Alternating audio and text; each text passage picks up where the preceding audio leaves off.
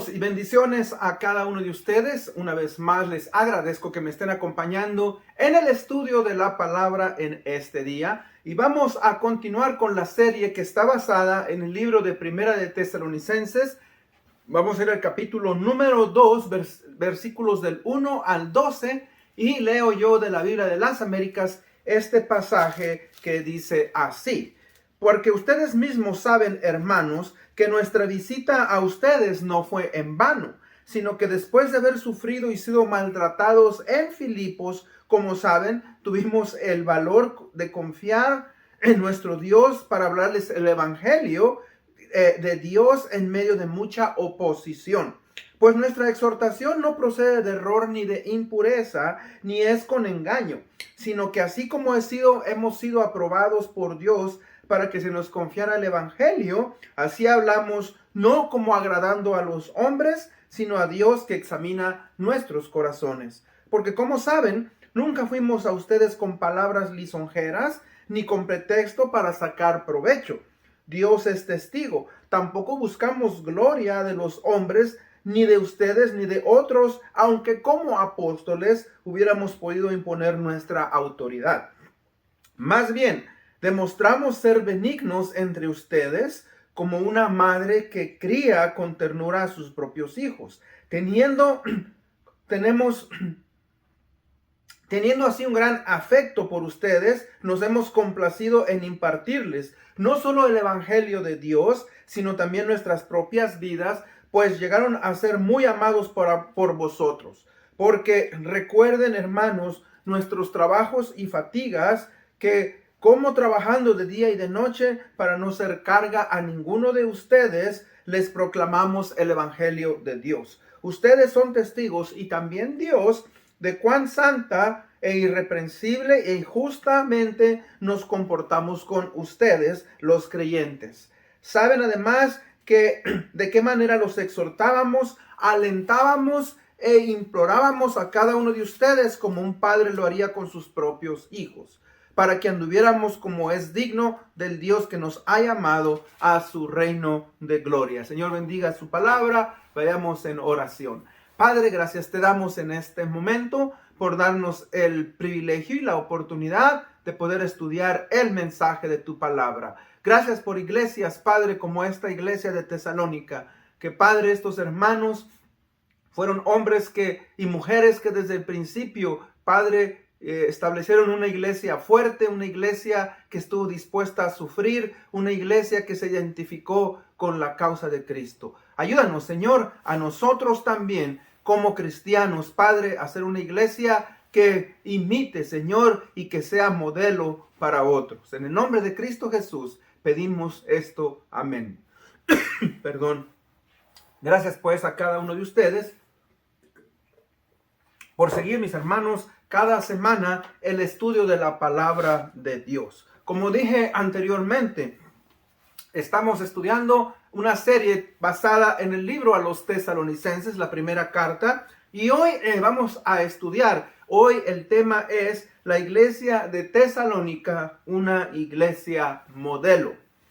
Cuando yo trabajé en la construcción, llegué a los Estados Unidos, pues estuve trabajando, ¿verdad?, en la carpintería, en la construcción de casas, y nuestro jefe de cuadrilla nos dijo un día que íbamos a estar trabajando en la construcción de ciertos modelos de casas. O sea que cuando se inicia una nueva área de trabajo donde se van a construir cientos de casas, usualmente se construyen primeramente los modelos, las casas que la gente va a venir a ver, y ellos van a ver cuáles son sus necesidades. Si necesitan una casa de 2 recámaras, de 3 recámaras, de 5 recámaras, de 1 piso, de 2 pisos. Bueno, son casas obviamente muy bonitas, muy preciosas. Bueno, y yo le cuento que nosotros participamos en la construcción de estas casas y se nos dijo que teníamos que hacerlo, ¿verdad?, de una manera en la cual teníamos que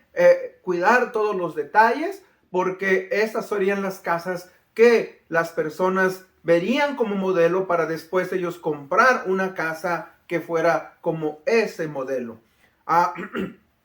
Y cuando las acabamos de construir, pues no solamente, ¿verdad?, están preciosas, pero las amueblan y les ponen las mejores muebles, les ponen la mejor pintura, les ponen muchas cosas, ¿verdad?, que hacen que la gente pues desee comprarlas. Ahora, pues es obvio que estas casas, mis hermanos, ¿verdad?, son aquellas casas que la gente pues van a vivir y tienen que estar en una condición muy, muy bonita. Entonces, fíjese que es algo muy importante. O sea que yo la semana pasada dije, ¿verdad?, que cada iglesia tiene su personalidad, tiene sus valores, tiene su cultura, y que cada iglesia es preciosa ante los ojos de Dios. Y entonces, una de las razones de estudiar este libro, esta carta, mis hermanos, es que también nosotros como cristianos, como líderes y como miembros de la iglesia, debemos de ser ejemplo y debemos de modelar la vida cristiana a todos aquellos, ¿verdad?, que están viéndonos o que son parte de la iglesia en nuestra comunidad, para que ellos, ¿verdad?, no tengan que quejarse, para que ellos puedan ver que la vida cristiana es muy diferente a lo que muchas personas dicen o profesan ser. Así es que cuando hablamos entonces de modelo, estamos hablando, ¿verdad?, del carácter, de las virtudes, de la responsabilidad, el servicio, el amor, ¿verdad? Y cómo una iglesia evangeliza y discipula a todos aquellos que llegan a sus puertas. Entonces fíjese que vamos entonces a ver algunas características, ¿verdad? Características, punto número 1, características del ministerio de los líderes de la iglesia. Y cuando digo de los líderes de la iglesia, mis hermanos, estamos hablando de los pastores, de los líderes, pero también de los miembros, para que todos juntos podamos ser de ejemplo a aquellos que nos están observando. Ahora, el versículo dice, 2:1 dice, porque ustedes mismos saben, hermanos, que nuestra visita a ustedes no fue en vano. ¿Por qué Pablo en este pasaje está diciendo que su visita no fue en vano? Bueno, recuerden, el apóstol Pablo es conocido como el campeón del evangelio. O sea, él, mis hermanos, en sus viajes misioneros estableció iglesias como esta iglesia. Si usted recuerda y lee la palabra de Dios, esto va en conexión con el capítulo 16 y 17 del libro de los Hechos. Si usted quiere entender mejor cómo es que fue establecida la iglesia en Tesalónica, lea el capítulo, al final del capítulo 16 y principios del capítulo 17, donde se nos habla, ¿verdad?, cómo es que fue instituida esta iglesia. Ahora, algunos criticaban a Pablo, ¿verdad?, porque el celo que Pablo tenía, algunos decían que él lo hacía por intereses o motivos personales. Otros decían que tal vez lo hacía por ganancia. Otros decían que era por tener control de las iglesias. Pero obviamente Pablo reprende, ¿verdad?, a todos aquellos que lo critican y le acusan, ¿verdad?, de que él tenía motivaciones erróneas.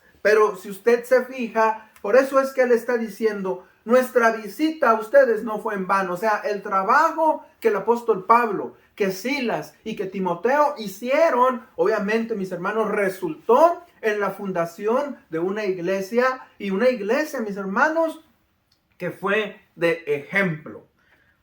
Ahora, tristemente, el ministerio va a tener siempre oposición. La oposición siempre va a existir. No solamente en el ministerio, pero, ¿verdad?, en el trabajo, en nuestro hogar, en donde quiera que haya actividades con seres humanos, va a haber oposición. Ahora, esta oposición puede venir de dos maneras, de dos factores, tanto exteriores como interiores. Cuando digo exteriores, pues de gente que está afuera de la iglesia, interiores dentro de los mismos hermanos, líderes que van a criticarnos. Por eso es importante entender, mis hermanos, que como iglesias debemos de protegernos los unos a los otros. El ministerio es llevado a cabo por los pastores, por los líderes y también por los miembros de la iglesia. O sea, que si todos trabajamos en conjunto, si todos trabajamos, mis hermanos, en armonía, la obra de Dios no tiene que ser un fracaso, ¿verdad? Si Dios está con nosotros, Dios va a motivarnos y va a darnos su guía para que la iglesia pueda crecer. Ahora, vamos entonces a analizar, a darnos cuenta que una iglesia, mis hermanos, que es modelo, envuelve, como dije, no solamente a sus pastores y a sus líderes, pero a cada miembro. ¿Por qué? Porque todos hemos sido llamados, no solamente el pastor ha sido llamado a ser de ejemplo, no. Todos hemos sido llamados, los líderes, los hermanos, las hermanas, los jóvenes, todos mis hermanos, debemos de modelar la vida cristiana. Así es que vamos a ver algunas características que debemos de imitar de esta iglesia de Tesalónica, que era una iglesia modelo. Primeramente, tiene un ministerio que está haciendo o que está buscando ser fructífero, no un ministerio, ¿verdad?, vacío e infructuoso. Ahora, ¿qué quiere decir con esto? O sea, él está diciendo, ¿verdad?, que el trabajo que ellos hicieron no había sido en vano, había florecido. Ellos, mis hermanos, estos hermanos de esta iglesia, estaban trabajando. Y fíjese que, recuerde, para poder tener éxito, vamos nosotros, ¿verdad?, a tener que permanecer y perseverar en Cristo. Si nosotros, mis hermanos, perseveramos y permanecemos en Cristo, el trabajo no va a ser en vano. Mire, estaba leyendo yo la biografía de un gran hombre de Dios del siglo pasado, o hace 2 siglos. Él fue un misionero que se llama Adoniram Judson. Adoniram Judson, ¿verdad? Él fue primeramente como misionero a la India, pero por problemas con los ingleses no pudo él estar ahí y se fue a otro país que en aquellos tiempos era conocido como Birmania. Ahí en Birmania, este misionero, mis hermanos, sufrió enfermedades, sufrió persecución y él estuvo 7 años, los primeros 7 años que él estuvo aprendiendo la lengua, él estuvo escribiendo, él estuvo con su familia trabajando. No pudo conseguir que ninguna persona, fíjese, se convirtiera a través del poder del Espíritu Santo. Pero después de 7 años empezaron los frutos y la primera persona recibió al Señor Jesucristo después de 7 años. O sea que fíjese que es algo muy importante. ¿Qué cosas pasaron por la mente, verdad, de Adoniram? ¿Qué pensó él? ¿Será que lo que estoy haciendo vale la pena? ¿Será que esto, verdad, en este lugar donde yo estoy, Dios me ha llamado? O sea, fíjese que lo que él tuvo que hacer es perseverar, trabajar duramente por la obra de Dios. Por eso Pablo nos dice aquí que la obra no es en vano. ¿Okay? Otra característica, mis hermanos, de una iglesia, de imitar, de una iglesia que es modelo, es que busca predicar el evangelio con valor. Dice en el versículo 2, sino que después de haber sufrido y sido maltratados en Filipos, como saben, tuvimos el valor, confiados en nuestro Dios, de hablarles el evangelio de Dios en medio de mucha oposición. Es lo que yo le decía. A finales del capítulo 16 del libro de los Hechos, vemos cómo Pablo, ¿verdad?, juntamente con Silas, están, hermanos, ellos ahí, ¿verdad?, en la cárcel por haber compartido el evangelio, porque ellos, ¿verdad?, fueron, hermanos, a hablar con el carcelero. Bueno, y ahí fue cuando el carcelero de Filipos se convierte, pero por causa del evangelio ellos son puestos en la cárcel. O sea que Pablo, mis hermanos, tenía que pensar, fíjese, muy seriamente para compartir el evangelio. Porque dice la palabra en el libro de Hechos 16, 22 y 23, la primera parte, fíjese lo que dice. Dice, entonces la multitud se amotinó contra Pablo y Silas Y los magistrados mandaron que les arrancaran la ropa y los azotaran, y después de darle muchos golpes, los echaron en la cárcel. O sea que, hermanos, eso es algo importante, fíjese. Compartir el evangelio con valor. Ahora, posiblemente a nosotros, mis hermanos, no nos van a bofetear, posiblemente no nos van a latigar, no nos van a golpear o a desnudar, pero ¿sabe qué? Es muy posible, mis hermanos, que al compartir el evangelio, la gente nos mire con desprecio, la gente nos rechace y diga, ¿verdad? No quiero saber nada de su Dios. Que la gente, ¿verdad?, nos diga, mis hermanos, que somos unos tontos, que somos unos ignorantes. Es importante, fíjese, que nosotros no nos desanimamos, porque cuando Pablo sale de la cárcel en Filipos, es cuando ellos, en el capítulo 17 del libro de Hechos, dice que van ahora a Tesalónica. Y hermanos, es lo mismo. Ahí llega una turba, ¿verdad? Y también, ¿verdad? Los empiezan a perseguir y ellos tienen que salir corriendo por causa del evangelio. Y después de ahí se van a Berea. Y también en Berea, mis hermanos, dice que los judíos con celos vuelven a traer otra turba, otro grupo de gente, y también tienen que salir corriendo. O sea que es algo, mis hermanos, que debemos estar preparados. Debemos estar preparados porque mucha gente se ofende, mucha gente está muy apegado a su religión y no quieren, cuando ellos escuchan el evangelio, obviamente que eso, ¿verdad?, les llega a su corazón y no les permite estar tranquilos. Yo les cuento una historia de hace muchos años. Íbamos con los hermanos, unos 6, 7 años, íbamos con mis hermanos de la iglesia a compartir, a dar tratados evangelísticos para hablarle a la gente de Jesucristo. Y hermanos, me acuerdo que me encontré a un amigo que no había visto por mucho tiempo y me vio y, Rafael, ¿cómo estás? Y nos saludamos bien, ¿y tú? Y bueno, ¿y cómo has estado? ¿Tu familia? Todo. Y ya al final me dice, oye, ¿y qué haces en este lugar?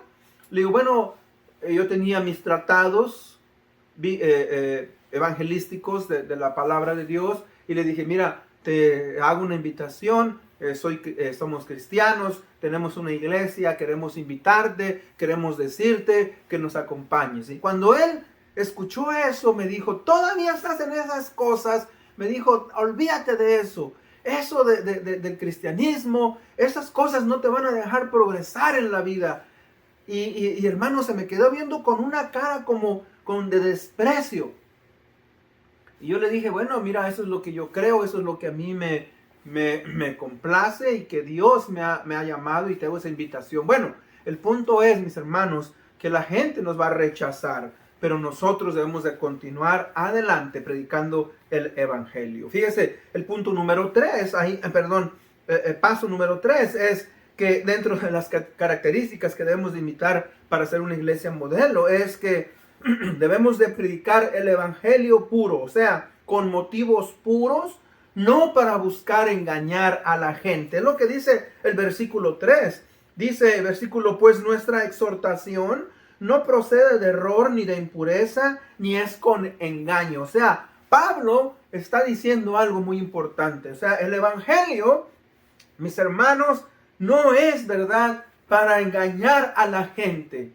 No es, ¿verdad?, para hacerles creer que vengan a la iglesia, que escuchen y que ellos van a tener una vida color de rosa, que tus problemas se van a acabar en esta vida, que todo ahora, ¿verdad?, va a ser prosperidad. Eso, mis hermanos, no es así. No, ¿verdad? Debemos de hablarle a la gente no con engaño. O sea, cuando una persona viene a ser cristiana, claro que ahora tiene el gozo y tiene la salvación y la vida eterna. Pero eso no quiere decir que nosotros no vamos a tener problemas. Eso no quiere decir que no nos vamos a enfermar. Eso no quiere decir que posiblemente no vamos a perder el trabajo, o que se va a enfermar nuestro esposo, nuestra esposa, o nuestros hijos, o que va a morir un ser querido. Hermanos, seguimos en un mundo que ha sido afectado por el pecado y pues tenemos entonces, ¿verdad?, que continuar adelante. Hay gente que te dice, todo se va a volver bien, ya no vas a tener problemas. Eso es engañar a la gente. Fíjese que lo que dice en 2 de Corintios 2:17, dice, pues no somos como muchos que se benefician falsificando la palabra de Dios, sino con sinceridad, como de parte de Dios y delante de Dios, hablamos a Cristo. Procurando, dice 2 de Corintios 8:21, procurando hacer las cosas honradamente, no solo delante del Señor, sino también delante de los hombres. ¿Ok?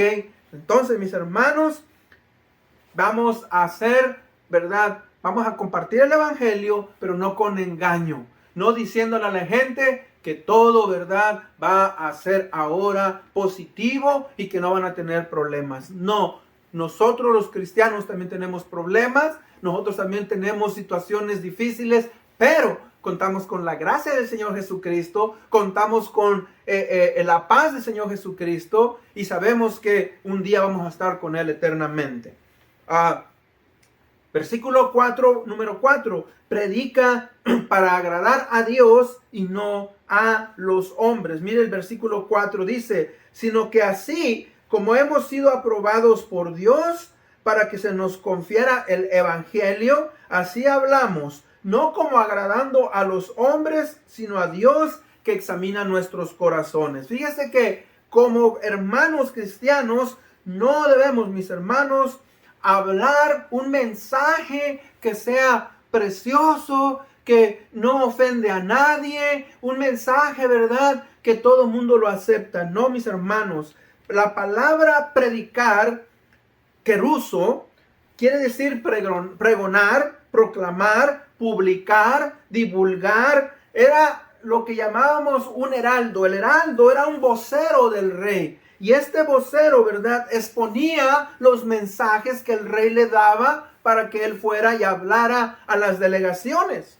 Ahora, el heraldo, este pregonero, no podía hablar otro mensaje que se le había asignado. Tenía que ser fidedigno al mensaje que se le había dado.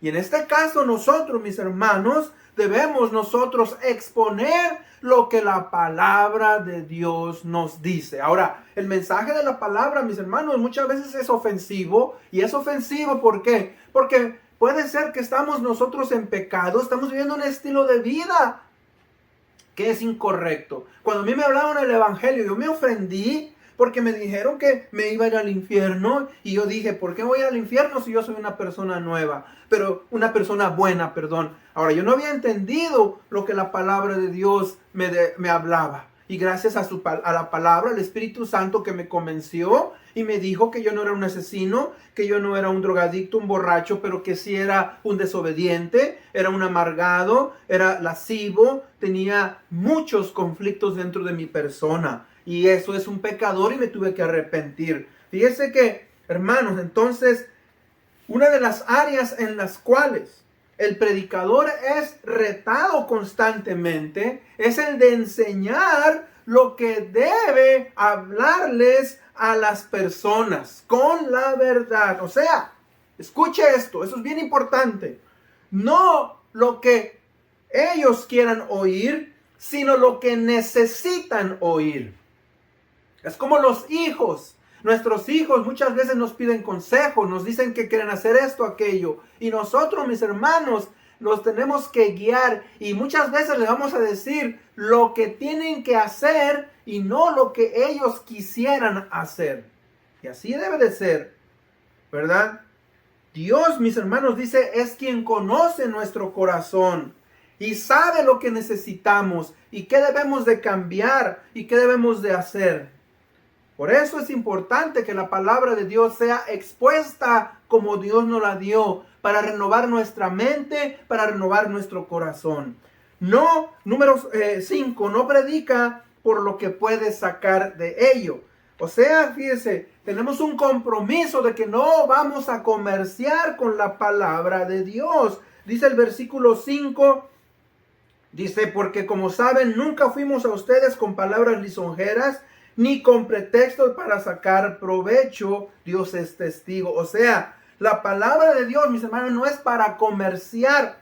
No, es para traer libertad de la opresión del pecado. En Lucas 4, 18 y 19 leo yo, dice el Señor Jesucristo cuando comenzó su ministerio: el Espíritu del Señor está sobre mí, porque me ha ungido para anunciar el evangelio a los pobres. Me ha enviado para proclamar libertad a los cautivos y la recuperación de la vista a los ciegos, para poner en libertad a los oprimidos, para proclamar el año favorable del Señor. O sea que fíjese, aquí el Señor Jesucristo, cuando vino y empezó su ministerio, Él estaba hablando a los pobres de espíritu, para librar a los cautivos del pecado, para darle vista a los ciegos, claro, tanto a los físicos, pero más que todo a los espirituales, a los que estaban oprimidos y que estamos oprimidos por el pecado.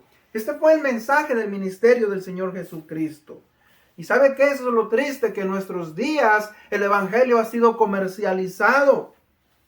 Los televangelistas que demandan grandes cantidades de dinero, que venden artículos que no van, mis hermanos, con lo que la palabra de Dios enseña.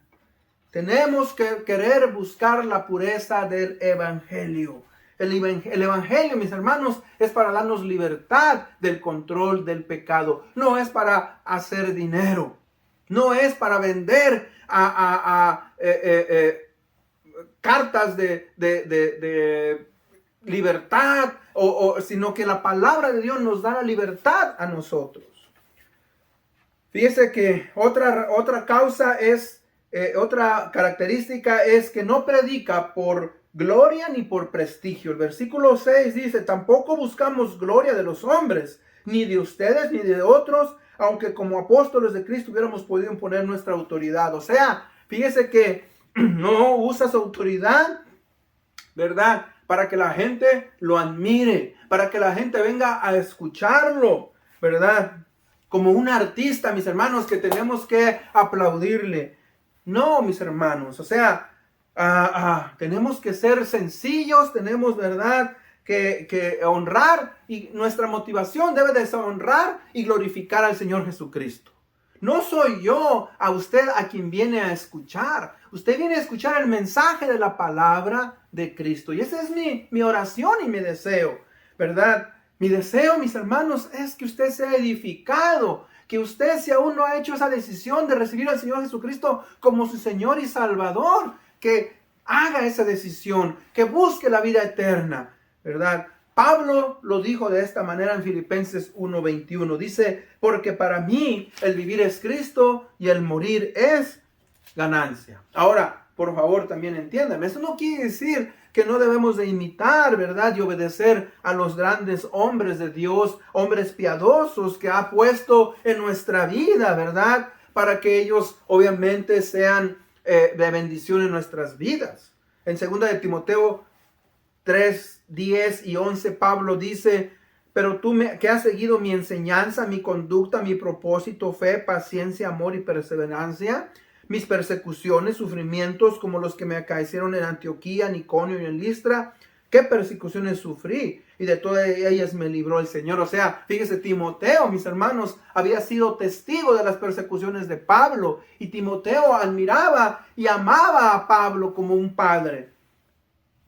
Pero él sabía que Pablo, mis hermanos, era un gran hombre de Dios. Era un hombre que era tierno, ¿verdad?, para con sus discípulos.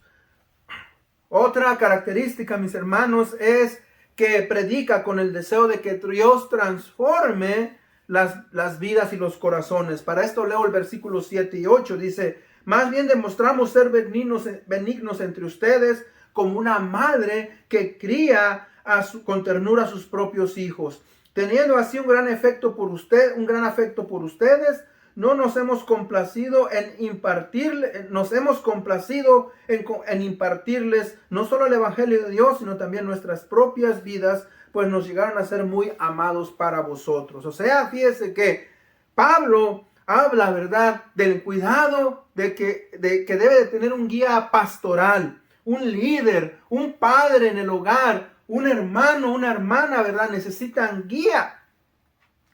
Aquellos que han recibido el evangelio necesitan ser animados, guiados, Por eso es importante que usted sea parte de una iglesia local. Por eso es importante que usted aprenda a honrar y glorificar al Señor Jesucristo. Fíjese que cómo se porta una madre con sus hijos. Óigame, es tierna, los ama. Una madre, ¿verdad?, que ama a sus hijos, los procura, les da alimento, los protege de las enfermedades. Y es lo mismo en la iglesia. Debemos de preocuparnos por nuestros hermanos. Con ternura. Elementos, mis hermanos, ¿verdad?, que son importantes para los nuevos creyentes. Tenemos que tener paciencia para con los nuevos creyentes, ¿verdad?, para que ellos puedan ser formados y transformados por el poder del Espíritu Santo. Otra característica número 8 es que predica trabajando constantemente. El versículo 9 dice: porque recuerden, hermanos, nuestros trabajos y fatigas, como trabajando de día y de noche para no ser carga a ninguno de ustedes, les proclamamos el evangelio de Dios. O sea, fíjese que es otra característica. Hay que estar, mis hermanos, constantemente trabajando. La obra de Dios o la iglesia local, mis hermanos, requiere de constante trabajo. Por eso dije, pastores, líderes, miembros de la iglesia, tenemos, mis hermanos, que juntos trabajar en unidad. Hay necesidades en nuestras iglesias. Y cada uno de nosotros tenemos que envolvernos para hacer algo, ¿verdad?, en las vidas de las personas. Fíjese que Pablo, mis hermanos, fue un individuo que siempre estuvo ocupado en el ministerio. Aún cuando él estaba en la cárcel, él escribió, mis hermanos, muchas cartas. Cuando Pablo, mis hermanos, estuvo en la cárcel, escribió las cartas carcelarias: Efesios, Filipenses, Colosenses, Filemón y parte de la segunda carta de Timoteo. O sea, hay que ser constantes. Otra de las razones, de las características, es que hay que predicar con una vida limpia, una vida, mis hermanos, impecable. Versículo 10 dice: ustedes son testigos también, y Dios, de cuán santa, justa y irreprensiblemente nos comportamos con ustedes los creyentes. O sea que, ¿verdad?, el pastor, los líderes y los miembros, mis hermanos, tenemos que procurar tener pureza moral siempre. O sea, ahora, eso no quiere decir que no pecamos. Esto no quiere decir, mis hermanos, que a veces no nos deslizamos. Pero que cuando nosotros detectamos pecado en nuestras vidas, lo confesamos, nos arrepentimos y estamos trabajando, fíjese, en la pureza moral. Buscamos hacer las cosas con integridad. Fíjese que es importante que cada uno de nosotros entendamos eso, mis hermanos. Y predica como un padre, dando dirección y guía. El versículo 11 dice: saben además la manera en que nos exhortábamos, alentábamos e implorábamos a cada uno de ustedes, como un padre lo haría con sus propios hijos. O sea que, hermanos, tenemos, ¿verdad?, que dar dirección, tenemos que dar guía.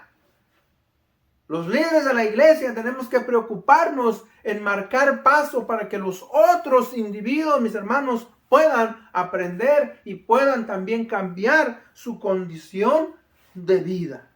Muy importante. En conclusión, ¿qué podemos entonces aplicar, mis hermanos, en nuestras vidas de esta enseñanza? Recuerde que el objetivo, mis hermanos, de toda predicación es la edificación, que usted pueda ser edificado, que usted pueda agarrar estos principios, pueda ponerlos en práctica y que sea de ejemplo y de bendición en su hogar, en su trabajo, en la comunidad. La instrucción, mis hermanos, y la enseñanza fueron, ¿verdad?, de gran inspiración en el ministerio del apóstol Pablo. Sin estos elementos, la iglesia de Tesalónica, mis hermanos, no hubiera podido llegar a ser modelo para otras iglesias. El deseo de Pablo, ¿verdad?, fue de que toda iglesia que él plantaba fuera fuerte, fuera de bendición a la comunidad, a otras iglesias. Por eso es importante que usted y yo, mis hermanos, no desmayemos. Que usted y yo, mis hermanos, sigamos adelante, trabajando constantemente, instruyendo y enseñando a los creyentes, a los nuevos, animando, ¿verdad?, a los jóvenes, a los ancianos, a todo mundo, para que, mis hermanos, la palabra, ¿verdad?, haga efecto en nuestras mentes, en nuestros corazones. Y con eso, ¿verdad?, podamos ser una iglesia que sea modelo, que hay gran necesidad en estos días.